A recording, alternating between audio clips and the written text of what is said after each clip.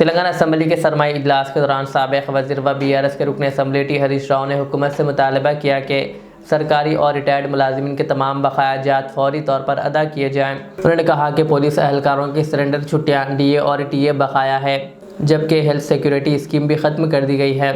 हरीश राव ने कहा कि बकाया जात की अदम अदायगी के बायस रिटायर्ड मुलाजिमीन शदीद मुश्किलात का शिकार है। उन्होंने हुकूमत से मुतालबा किया कि इंतखाबात से कबल किए गए तमाम वादे बिला ताक़िर पूरे किए जाएँ और मुलाजिमीन को इनका हक़ दिया जाए।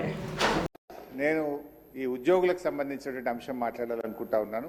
ఎందుకంటే ప్రభుత్వ ఉద్యోగులు అనే వాళ్ళు ప్రభుత్వానికి రథచక్రాలు లాంటి వాళ్ళు సంతోషంగా ఉంటేనే అభివృద్ధి కార్యక్రమాలు సంక్షేమ కార్యక్రమాలన్నీ కూడా ప్రజలకు సజావుగా చేరేటువంటి అవకాశం ఉంటుంది.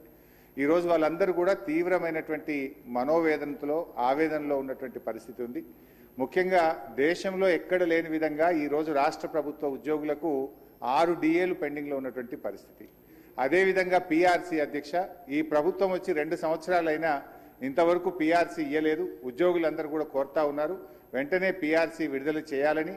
గతంలో కేసీఆర్ గారు 43-39% PRCని మా ప్రభుత్వం ఇచ్చింది అధ్యక్ష. అదేవిధంగా ఉద్యోగులకు ఎంప్లాయీస్ హెల్త్ ఇన్సూరెన్స్ స్కీమ్ ఆ రోజు మేము జీవో కూడా ఇచ్చాం.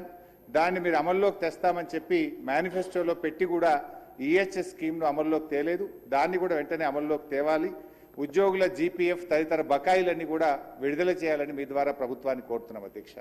ముఖ్యంగా రిటైర్డ్ ఉద్యోగులైతే ఈ మధ్య మనం చూస్తూ ఉన్నాం 39 మంది రిటైర్డ్ ఉద్యోగులు బెనిఫిట్స్ ప్రభుత్వం నుంచి వాళ్ళ సేవింగ్స్ వాళ్ళకి ఇవ్వకపోవడం వల్ల వైద్యం కూడా చేయించుకోలేక ఈరోజు 39 మంది రిటైర్డ్ ఉద్యోగులు మరణించారు.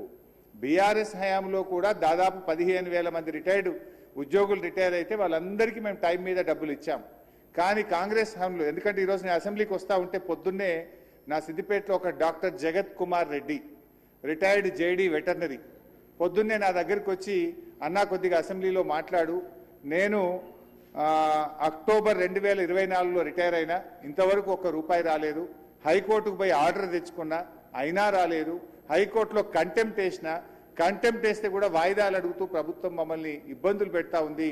మా రిటైర్డ్ ఉద్యోగుల పెన్షన్ బెనిఫిట్లు ఇప్పించండి, చావు బతుకుల్లో ఉన్నటువంటి మమ్మల్ని కాపాడండి.